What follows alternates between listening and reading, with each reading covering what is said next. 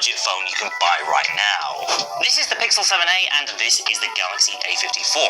They both sell for between 450 and 500 of your favorite currency, depending on what spec you go with and which deals you take advantage of.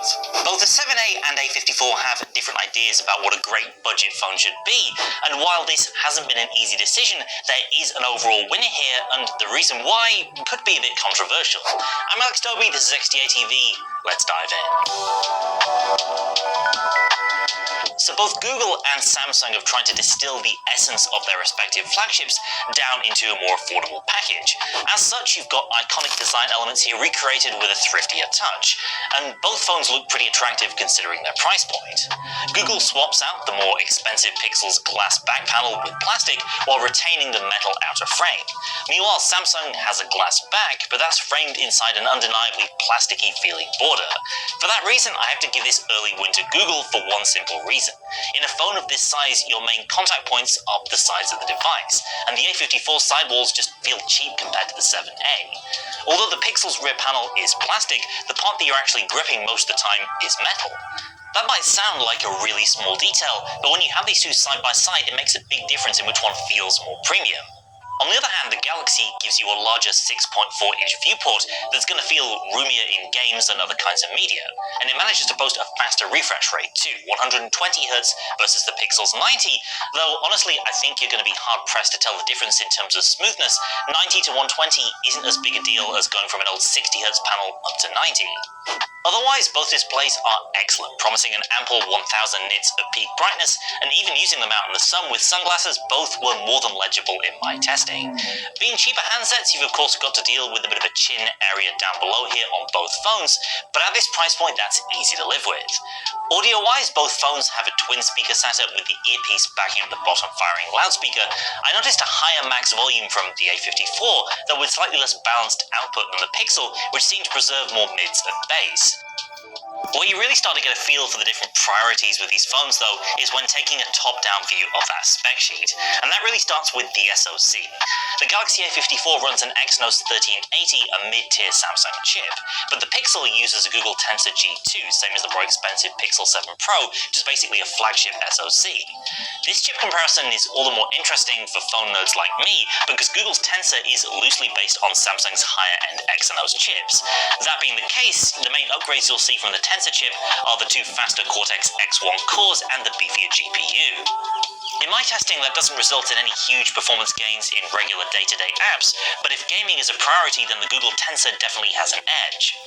There's only one Pixel 7a variant with 8GB of RAM and 128 of storage. The A54 comes in a few different flavors, 6 plus 128, 8 plus 128, or 8 plus 256. I've been using the 8 plus 128, which is the base model sold here in the UK.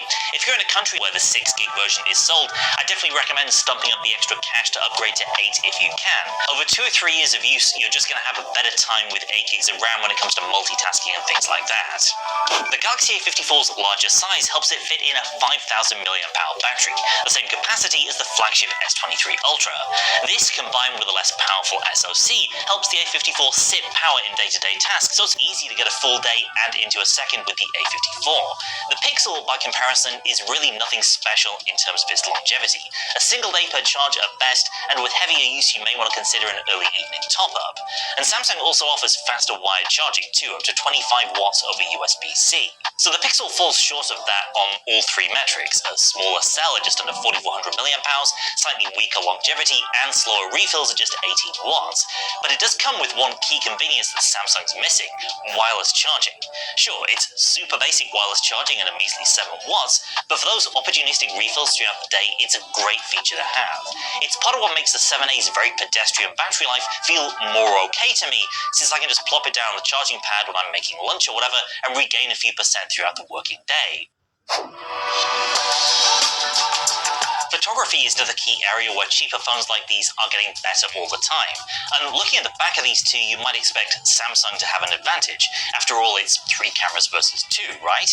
But it turns out this is one of those times when less is more. That's because the third lens of the A54 is one of those extra cameras that's largely just for show. Not quite as useless as a 2-megapixel depth-sensing camera or a 3-megapixel monochrome, but close. It's a 5-megapixel macro, which works fine, I guess, but but requires a lot of light to produce decent kinds of shots and just isn't something you're going to use on a day-to-day basis. Otherwise, with both phones, you're dealing with a standard combo of wide plus ultra-wide, with the Pixel boasting a higher resolution though smaller overall sensor size. And these two camera setups, in my experience, are fairly closely matched, with one or two key differences. The biggest one you'll notice in almost every shot has to do with the white balance and color vibrancy. Samsung routinely takes photos with either an excessively warm or cool look to them. It really does vary from shot to shot, and a more saturated color profile to boot, to the point where in some images like this building here, there's a dramatic difference in what your eye sees versus what the camera captures. The extra warmth sometimes makes for a more pleasing photo, but the Pixel definitely takes shots that are closer to what your eye actually sees. Some areas in particular, like the red here, come across as excessively vibrant in the shot from the Galaxy.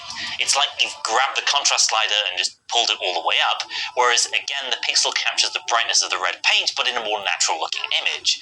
And yeah, the less said about what Samsung's doing to the water here, the better. Otherwise, both ultra-wide cameras offer up a similar field of view, and I felt confident in their ability to take great photos in good to middling lighting. Though once again, you really see the difference in colours and contrast here with the blues and greens. Samsung's definitely giving you more saturated, processed looking shots.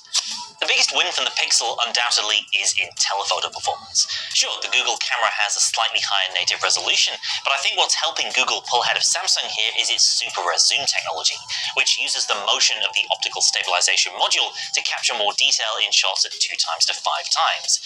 In side-by-side comparisons here, it's not even close. The Pixel 7a easily produces images with much more fine detail at pretty much any zoom level above 1x. With the Galaxy, more noise and grain is visible in these shots, and it's just much closer to a traditional digital crop. In low light, once again, the biggest difference you see is in color temperature.